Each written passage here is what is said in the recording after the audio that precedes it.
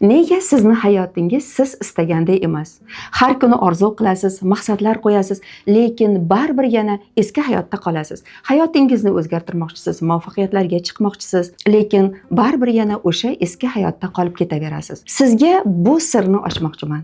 Chunki sizni hayotingiz o'zgarishi bitta qonunga asosan o'zgara oladi. Bu qonun esa eslash qonuni deb aytiladi. Bu qonun qanday qilib o'tmishdan qutulib, yangi kelajakni yoki bugunni yarata olishni o'rgatadi. Sizni xotirangizda muhrlangan voqealar va ruhiy holatlar siz eslaganingizda ular qayta uyg'onadi va buguningizni tashkil qiladi. Ong osti esa har kuni xuddi shunday dasturlanadi va o'zgarish juda qiyin bo'ladi. Masalan, siz bugun juda o'zingizni o'tmish uchun aybladingiz. Balki siz qachonlardir oyingizni xafa qilib qo'ygansiz. Balki siz qaysidir ish jarayonida o'zingiz xato qilib qo'ydingiz. Bu xatolarni eslaysiz va sizni kimdir tanqid qilsa, uni ham eslab qoldingiz va uni yana qayta jonlantirasiz. Bu esa sizni hayotingizni o'zgarishiga ruxsat bermaydi. Bilasizmi, nima uchun bugungi hayotni qayta tiklash va bugun bilan yashash juda qiyin? Chunki sizni xotira mushaklaringizda eslash jarayonida sizni bugungi yangi voqealik va yangi fikrlaringiz yo'q va siz yangi fikrlarni hosil qilib, yangi hayotni tuzishni boshlaganingizda esa xotirangizni ba'zisida bunday ma'lumotlar bo'lmaganligi uchun xotira uni itaradi, miya uni itaradi va uni qabul qilmaydi. Mana shuning uchun ham siz istayotgan hayot sizni hayotingizga kirib kelishiga qiyinlashadi. Eslash qonuni bu xotiraga bog'lanadi. Xotira qanday vazifani bajaradi? Xotiraning asosiy vazifasi yillar davomida yig'ilgan tajribalarni, bilimlarni va ruhiy holatni eslab qolish va kerakli vaqtida hayotingizda paydo bo'lish va u sizga yordam berish. Lekin bizni xotiramiz va eslash qonuni asosidagi tajribalarimiz bizga xizmat qilyaptimi yoki bizga dushmanlik qilyaptimi? Buni bilib olish uchun biz eslash qonunini yana bir marta ko'rib chiqamiz. Eslash qonuni haqiqatdan ham xotira bilan bog'langan va siz har kuni bir narsani eslaysiz. Nimani eslaysiz? Demak, siz eslayotgan narsa o'tmish voqealar. Demak, siz istayotgan narsa o'tmish voqealar. Biz buni o'tmish sindromi deb aytamiz. Nimaga sindrom? Chunki u bizga har doimiy ravishda teskari ishlayotgan bo'lsa, u sindrom. Go'yoki bir kasal singari bizga yopishib olgan. Keling, buni ochiqcha gapiraman. Deylik, siz har kuni qaysidir o'tmishni, ya'ni bo'lgan ayanchli voqealarni yoki sizni xafa qilgan yoki sizni tanqid qilgan insonlarni yoki sizga nimadir yoqmadi, uni qayta eslaysiz. Bu eslash qonuniga muvofiq esa har kuni bitta hayotda yashaysiz.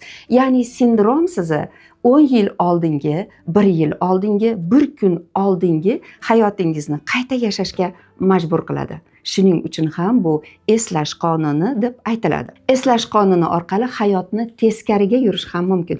Ya'ni o'tmish voqeadan chiqa olmaysiz va bugunni va kelajakni qura olmaysiz. Bilasizmi, bizda yana bitta shunday narsa borki, biz o'zimizni juda ham ko'p ayblaymiz. Bo'lgan voqealar, o'tmishdagi bo'lgan har xil holatlar uchun biz o'zimizni ayblaymiz. Ayblash jarayonida esa biz ruhiy tushkunlikka tushamiz.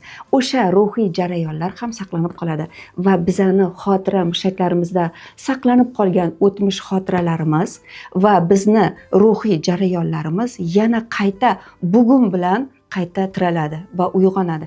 Yana biz o'tmishda yashashga majbur bo'lamiz. To'g'ri, bu siz uchun oddiy holat bo'lishi mumkin. Haqiqatan ham bu oddiy holat, lekin aslida bu sizni orqaga tortib hayotingizni o'zgartirishga ruxsat bermayotgan holatdir. Siz o'rgangan bilimlaringizni, tajribalaringizni ishlar jarayonida yoki siz qandaydir bir jarayonlarda sizga eslab, uni yanada rivojlantirish uchun, muvaffaqiyat uchun yordam berish kerak o'zi aslida. Lekin u sizni qiyin vaziyatlaringizni eslash bilan esa qonun buziladi. Qonun buziladi va siz murakkablikdan chiqib keta olmaysiz. Keraksiz o'tmish va keraksiz sindromlar sizga xalaqit bermasligi uchun. Masalan, siz qachonlardir kasal bo'lgansiz, siz juda qiyin vaziyatlarda yashab o'tgansiz, siz doim eslaysizda o'sha qahramonlikni men zo'r ish qilganman, shunday qiyinchiliklardan shunday chiqqanmanki deb hissiyotga berilasiz. Xuddi mana shu sindromni yo'q qilish uchun siz men eslayman, mana shu yillarda shunday bo'lgan edi deb aytishingiz kerak bo'ladi. Ya'ni men eslayman o'tgan yili, men eslayman kecha, men eslayman 3 yil oldin degan gapni aytishingiz kerak. Nimaga shunday? Chunki kichkinagina bitta so'z ham sizni ong ostingizni juda katta dasturlab qo'yadi. Ya'ni siz "men eslayman" degan so'zni aytishingiz bilan ong osti bugunga dasturlanadi. Chunki ong biladiki, bugun boshqa kun, u o'tmish deb qabul qiladi. Shuning uchun ham bu oddiy ko'rinsa-da, bizni hayotimizni yaxshi, biz istagan narsaga o'zlashtirish uchun bizning miyamiz, bizni ongimiz, bizni ong ostimiz dastur hosil qilish kerak. Dastur hosil qilish uchun esa biz eslaymiz yoki "men eslayman" deb gapirishingiz kerak bo'ladi. Bu oddiy qonun, bu eslash qonuni, lekin juda ham kuchli sizni hayotingizga ta'sir o'tkazadi. Hozir men sizga aynan o'tmish sindromidan qutula olmay turgan va eslash orqali qayta-qayta bitta hayotda yashayotgan bir mijozimni amaliy mashg'ulotga taklif qilaman va men unga amaliy yechim beraman. Siz aytdingizki, men hayotimni o'zgartirmoqchiman, lekin har doim bir xil hayotda yashayapman, o'zgartira olmayapman deyapsiz-da. Siz nimani o'zgartirmoqchisizki, lekin o'zgarmayapti? O'zim xohlagan hayotda yasholmayapman. Muammolar ustma-ust kelyapti menga. Pulsizlikdan ham qiynalyapman ba'zida. Yonimda yaqinlarim yo'q, o'zimni yolg'iz his qilyapman. Men shularga yechim topish uchun sizga keldim. Juda zo'r. Mana hozirgi menga aytgan hamma gaplaringizni ko'pincha o'ylaysiz-a? To'g'rimi? Kuniga necha marta o'ylaysiz shu haqida? Siqilasiz misol uchun. Har kuni shuni aytib siqilasizmi? Shu haqida o'ylaysizmi? Juda ko'p. Demak, siz o'zgartira olmayapman deyapsiz, do'stlarim yo'q deyapsiz, men eski hayotda yashayapman.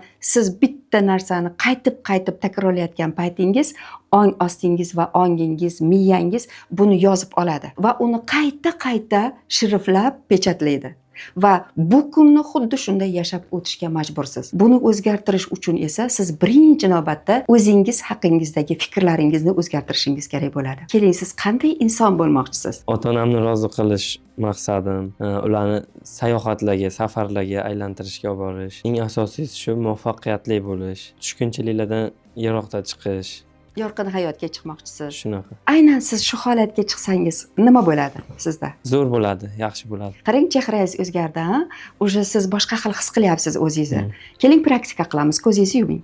Siz xuddi shu hayotda yashashingiz mumkin-ku, to'g'rimi? To'g'ri. Ertaga shunaqa bo'lib qolishi mumkinmi? Yo'q. Nimaga ertaga siz istagan inson bo'lib uyg'onishingiz mumkin-ku? Bundan juda ko'p qiynalganman va bir kunda bo'ladi deb o'ylamayman. Azizlarim, shuni bilinglarki, bu ertaga shunday uyg'onishini qabul qila olmayapti, chunki miyasida bunday informatsiya yo'q. Bu informatsiya, bu yangi informatsiya. Shuning uchun ham miya buni qabul qilmayapti. Endi biz praktikani davom ettiramiz. Ko'zingizni yuming. Tasavvur qiling, 1 yildan keyin siz muvaffaqiyatli inson bo'lib uyg'ondingiz. Sizni do'stlaringiz atrofingizda juda ko'p va ular bilan bir kun tongda uchrashdingiz. Va bir-biringizni bag'ringizga bosib muvaffaqiyat bilan tabriklaysiz. Va endi ota-onangiz sizni duo qilayotganligi va siz ularga umra safarini biletini berganingizni tasavvur qiling. Va siz o'zingiz dengiz bo'yida sayohat qilayotganingizni tasavvur qiling. Sizni rejangizdagi katta biznes amalga oshdi va bu biznesda hamkorlar tanlang. Tasavvur qiling, muvaffaqiyatli insonlardan hamkor tanlayapsiz. Ular juda muvaffaqiyatli va juda ham omadli va ular sizni qo'llab-quvvatlayapti. Tasavvur qiling, endi siz o'z uyingizda va 1 yil oldingi uyingizda emas, bu yangi uyingizda o'zingizni istagan, xohlagan o'rin ko'rpada uyg'onyapsiz. Tasavvur qilingki, sizni juftingiz ham yoningizda. U juda ham go'zal va o'sha hissiyotga kiring va baxtli bo'ling. Hozirni o'zida o'zingizga baxtli bo'lishga va mana shu muvaffaqiyatli inson ekanligingizga ruxsat bering va ayting, men buni uddaladim. Men muvaffaqiyatli insonman. Men hammasini rejadagidek bajardim. Chuqur nafas olib, ko'zingizni oching. Ana endi o'zingizni qanday his qilyapsiz? 1 yildan keyingi hayotim juda ham zo'r bo'ldi men uchun. Shu ota-onamni sayohatlarga yuborganimni ko'rdim. O'ylagan niyatlarimga, orzularimga yetishganimni ko'rdim. O'zim istagan o'yda yashayotganimdan qalbim yorishib ketdi. Sizga hozirgi tuyg'u begonami? Begona. Begona. Bugun tanishmi? Tanish bo'lmayman. Sizga hozir ta'riflab bergan miyangizdagi hozir paydo bo'lgan videoni saqlab qolib bilasizmi? Saqlab qolaman. Va siz bu holatni har kuni 2 marta, 3 marta, 1 marta bo'lsa ham eslab xursand bo'lsangiz, 1 yilga qolmay bu natijaga erishasiz. Qanaqa qilib berishaman o'zi? Siz hozirgi holatni qayta eslaysiz. Hozirgi tasavvuriy amaliyotni qayta eslaysiz. Shu bilan tuyg'ular o'zgaradi, tasavvurlar o'zgaradi. Miya sekin bu ma'lumotni qabul qiladi. Miya uchun bu bo'ldimi yoki tasavvurda bo'ldimi farqi yo'q.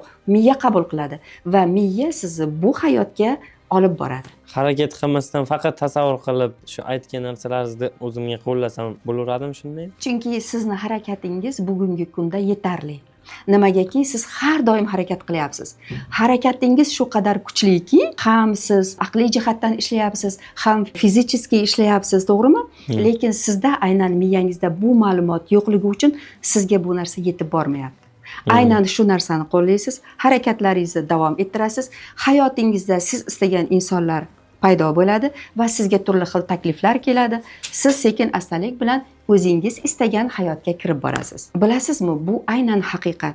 Chunki miyaga tushgan har bir ma'lumot u qayta ishlanadi va sizni hayotingizga kirib kelishi allaqachon isbotlab bo'lingan. Aslida bu mijoz bilan biz ishimizni hali davom ettiramiz. Chunki biz istaganlarini bilib oldik, lekin istamaganlari ham bor. Istamaganlarini bilib olish uchun esa bizni praktikamiz hali davom etadi va alohida konsultatsiya berib muammolarga yechim beramiz. Agar siz ham o'z muammolaringizga yechim topmoqchi bo'lsangiz, masalan, turmushga chiqmoqchisiz, lekin haligacha turmush o'rtoq tanlay olmayapsiz. Mashina olmoqchisiz, lekin mashina haligacha ola olmayapsiz. Uy olmoqchisiz, lekin 10 yildan oshdi, haligacha uy ola olmayapsiz. Agar siz ham shunday yoki shunga o'xshagan muammolaringizga yechim topmoqchi bo'lsangiz, pastdagi link orqali ro'yxatdan o'ting.